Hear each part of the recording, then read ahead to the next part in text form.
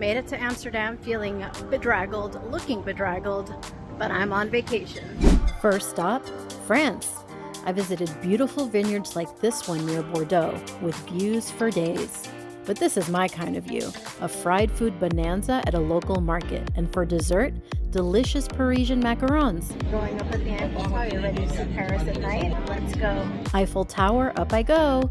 Paris by night is pure magic. Check out this bird's eye view of the Olympic Stadium. Left France, went back to Holland, explored the streets and alleys of The Hague. What a cool city. Fries Dutch style with mayo, yum.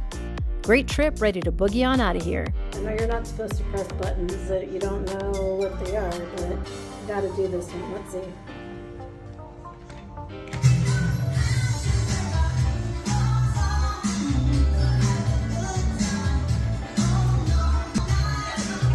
Heading home? Thank you, Delta, for the upgrade. Bye!